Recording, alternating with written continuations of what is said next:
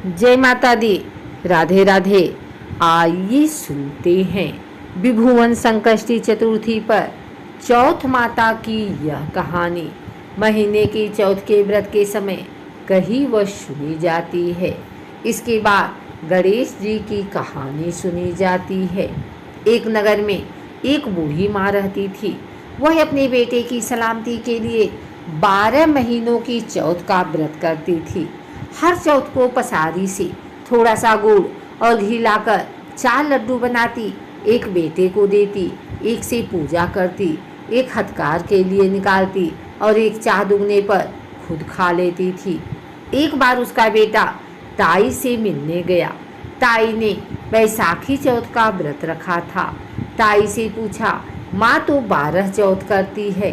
ताई बोली, तेरी माँ तेरी कमाई से तरमाल खाने के लिए 12 चौथ करती है।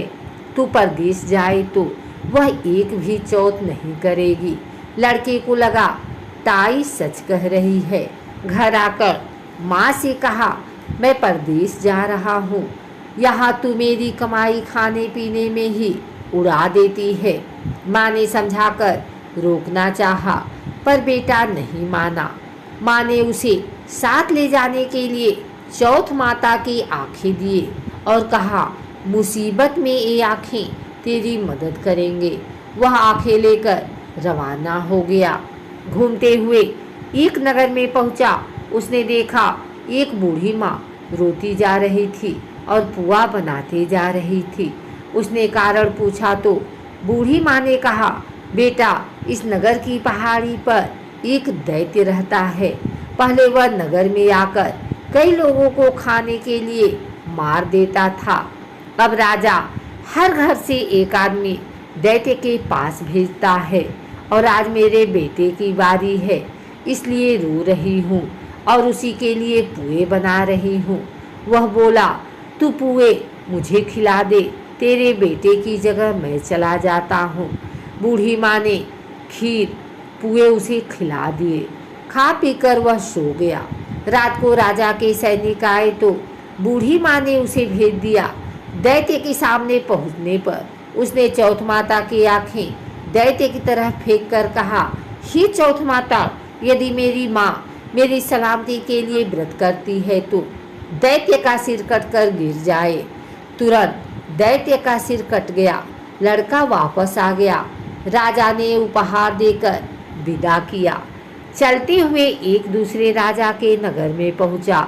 इस राज्य में आवा तभी पकता था जब एक इंसान की बलि दी जाती थी।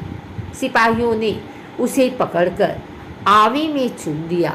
लड़के ने आंखें आवे में डाले और कहा, हे चौथ माता, यदि मेरी माँ मेरे लिए व्रत करती है तो आवा मेरी बलि लिए बिना ही झट से पक जाए। आवा तुरंत पक गया। आवे में से मिट्टी की जगह सोने चांदी के बर्तन निकले। अंदर से लड़का बोला, बर्तन धीरे धीरे निकालना, मुझे लग नहीं जाए। राजा ने उसे निकलवाया और पूछा, इस आवे से तुम बच कैसे गए? लड़के ने बताया कि उसकी माँ चौथ माता का व्रत करती है, व्रत के कारण ही वह बच पाया। राजा को विश्वास नहीं हुआ। उसने एक चांदी की सुराही मंगवाई और कहा कि सुराही की नली से निकलकर दिखाओ, तभी मुझे विश्वास होगा। लड़के ने चौथ माता को याद करके आंखें सुराही में डाले और कहा, मैं भौरा बनूं, सुराही से निकलूं। लड़का भौरा बनकर सुराही से निकल गया। राजा खुश होकर राजकुमारी की शादी उसके साथ करवाई और सभी लोगों को चौथ माता का व्रत करने को कहा। उसे माँ की याद आई। उसने राजा के पास जाकर खुद के नगर जाने की इच्छा जाहिर की। राजा ने रथ, घोड़ा, हाथी और खूब सारा दान दहेज देकर उन्हें विदा किया। चौथ के दिन अपने नगर पहुंचा। वह अकेला पसारी के यहाँ माँ का इंतजार करने लगा। सोचा, चौथ है तो माँ यहाँ जरूर आएगी। थोड़ी देर बाद लकड़ी टेकती हुई माँ आती दिखी। उसकी माँ की आंखों में जाले आने के कारण दिखना कम हो गया था। लड़की ने जानबूझकर अपना पैर लकड़ी में लगा दिया। कहने लगा, बल रे पूत, काटी मेरे पैर के लगा दी। माँ ने उसे नहीं पहचाना। कहने लगी, भैया मुझे चाहे कितनी गाली निकालो, पर मेरे बेटे को कुछ मत कहना। बेटा माँ के चरणों में गिर पड़ा। कहा, माँ मैं तेरा ही बेटा हूँ, मुझे माफ़ कर दो। माँ ने उसे गले लगा लिया। नगर के लोगों ने विश्वास नहीं किया कि वह उसी का बेटा है। बूढ़ी माँ ने चौथ माता को याद करके कहा, हे चौथ माता, यदि मैं अपने बेटे के लिए व्रत करती हूँ तो मेरे स्तन में दूध भर जाए और उसकी धार मेरे बेटे के मुंह में गिरे। माँ की स्तन से दूध की धार निकलकर बेटे के मुंह में गिरने लगी। लोग चौथ माता की जय जयकार करने लगे।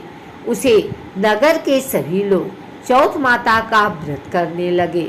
हे चौथ माता, जैसी बूढ़ी माँ और उसके बेटे की सहायता की, वैसी हमारी भी करना। कहानी कहने, सुनने और हुंकारा भरने वाले पर कृपा करना। बोलो चौथ माता की जय, गणेश जी की जय।